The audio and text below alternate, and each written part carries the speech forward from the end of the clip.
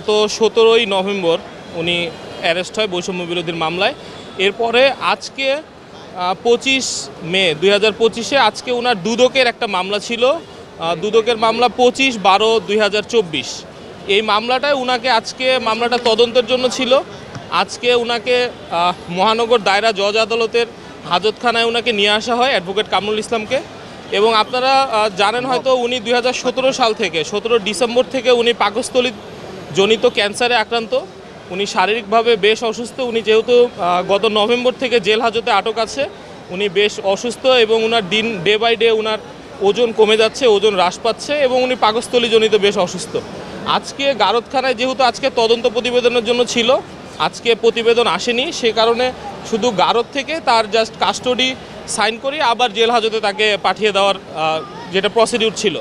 তো উনি অসুস্থ থাকায় জেল হাজতের টয়লেটে উনি টয়লেট ব্যবহার করতে যায়, সেখানে উনি পড়ে গিয়ে মাথায় গুরুতর আঘাত পায়। এবং পরবর্তীতে আজকে যারা এখানে ডিসি প্রসিকিউশন সহ যারা কোর্ট পুলিশ, এদের সার্বিক সহযোগিতায় উনাকে প্রাথমিক একটা ট্রিটমেন্ট দেওয়া হয়। এরপরে উনাকে জেলখানায় কারা হাসপাতালে প্রেরণ করে। কিছুক্ষণ আগেই উনাকে কেরানীগঞ্জ কেন্দ্রীয় কারাগারের কারা হাসপাতালে উনাকে নিয়ে যাওয়া হয় এখান থেকে প্রাথমিক চিকিৎসা দিয়ে। আর উনি অনেক খোঁড়ায় খোঁড়ায় হেঁটে গিয়েছে গাড়ি পর্যন্ত। উনি বেশ অসুস্থ এবং উনি পাকস্থলীজনিত ক্যান্সারে আক্রান্ত।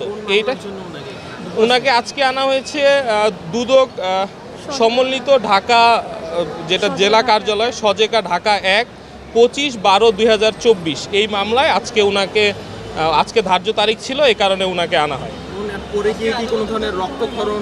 উনার মাথার পিছন সাইডে উনি আঘাত পেয়েছে, কিছুটা ব্লিডিং হয়েছে। উনার যেটা কাপড় ছিল, পরিহিত কাপড়, সেটা রক্তে ভিজে গিয়েছিল। উনি পরে ভিতরে উনার প্রাথমিক চিকিৎসা দিয়ে ব্যান্ডেজ করা হয়েছে মাথায় এবং পরবর্তীতে ওনাকে কারাগারে না সেন্সলেস হয়নি, উনি স্বাভাবিকভাবে ছিল, তবে উনি অসুস্থ।